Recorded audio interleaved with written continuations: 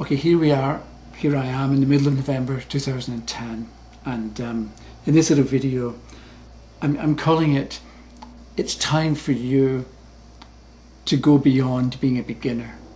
So you may be a beginner for 10 minutes, or it can be 10 months or 10 years, but I think at a certain point you want to go beyond the beginning stage. So in this little video I want to talk about what the beginning stage is like, and give you a suggestion or two on how you can sort of go to the next level or go beyond being a beginner and have more confidence in your readings and know better and know more quickly what it is that a card would mean, or what it would be indicating that the person ought to do or could do. So if you've ever taken an art class, or let's say somebody goes to an art class, the instructor paints a little red square in the bottom right, and everybody in the class paints a little red square in the bottom right. Then the instructor paints a yellow circle, and everybody paints a yellow circle. So there's something about following the instructor and doing what the instructor tells you to do. And in the early days, that's what people do, that's how it works. So beginner, or people in the beginning stage of anything, this can be learning to work a computer, or I don't know, whatever it happens to be, people want to be given a manual, a set of instructions. They want to be told what to do, and they don't want to have to make decisions, right? These are typical things that happen in the early stages of learning something. So this is okay with an art class, right? Or learning a computer, or learning how to program a computer. But with the tarot, we're dealing with life with a capital L. And it's about people and their fears and their hopes, their dreams, their doubts, their worries, their anxieties, everything that can happen.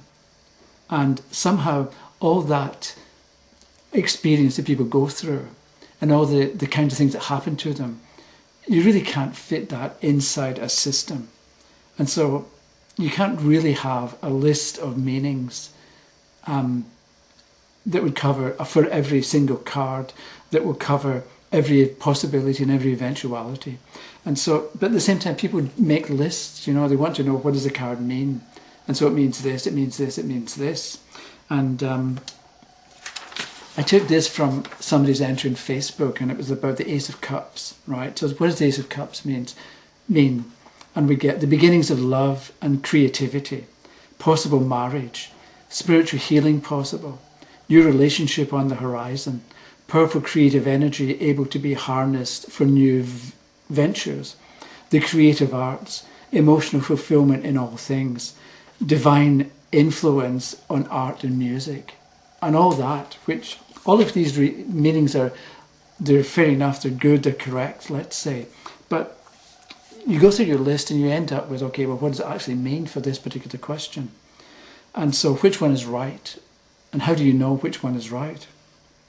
So just having a list and adding to the list, it's a bit like creating fence posts. But by the time you get to the end of your list, you may not have much understanding, but you've got an awful lot of fence posts. And so that's why I don't see that really gets you anywhere, because it's not really developing understanding. And that's why in the course, and that's the course, the 2 DVDs, what I did was I looked at each card individually, and I talked about what it could mean, but also what it would mean depending on the particular question that's been asked, so that you're not just learning phrases or having to memorize stuff, but it's a bit like you get a sense of the dynamics or the energy involved in a particular card, and you see how to apply that type of activity to answer a particular question. So, and what I want to suggest is that, let's say you've got 50 meanings for a particular card. Instead of digging a little hole and putting each meaning in as a fence post, that instead of digging down 8 inches, 12 inches and burying that particular fence post, you dig down 8 feet or 800 feet. So you take the basic idea, or a basic idea, and you burrow down and you expand on it. Instead of getting one meaning and keeping on the surface and going to the next meaning, you don't want quantity, you want quality. So I've got this card, the Six of Batons, as you can see, the fellow on the horse, the supporters, the baton, or the banner. And you'll be familiar with this one, I imagine. So to look at this particular card, so what I'm suggesting that you do is you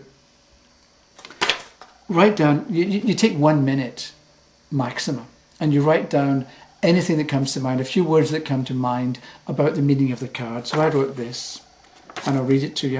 I wrote rider, banner, transport, supporters, victory, success, and leadership.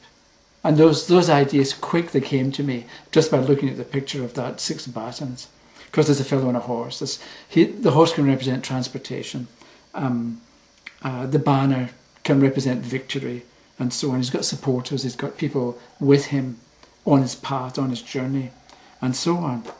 So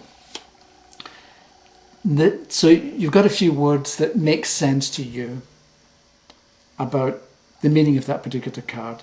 And then what you do is you think about the question, because the meaning of the card really depends on the question. So let's say somebody wants to know, am I going to get the job?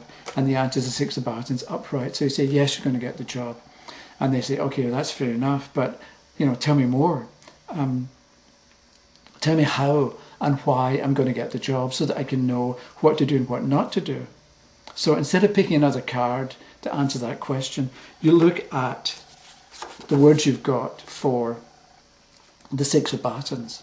So you then take one word, and I chose success from the Six of Batons, from the seven words that I wrote down initially. And I think success, and again I take 1 minute, and I wrote down confidence, charisma, and leadership. So what you want to do now is, how is the person going to get the job? Because there's going to be success, but the person has confidence, and it may be that, and so you think, okay, confidence is forget the word, but it sort of is easily transferred to other people. If you're confident, it produces a good reaction in people, and it sort of amplifies itself. So if you're confident and you behave in a confident way, people are going to take you seriously. So maybe we think that, so how are you going to get the job? Because you're confident, because you know what you're doing. They're going to ask you a question in the interview and you're going to answer well. Maybe because you've already done all this before and you know what you're talking about. But the impression that you know what you're talking about is going to come across to the interviewer, and that can be one reason why you get the job. Or maybe you think about charisma. My daughter told me she saw Elton John a few months ago, and even though he's just this little fellow, she said on stage he's huge. He's like, he fills the whole stage. He's got a huge presence. And maybe that's what success would mean, and how it is that one person is sitting on the horse and the one person is victorious or gets the job.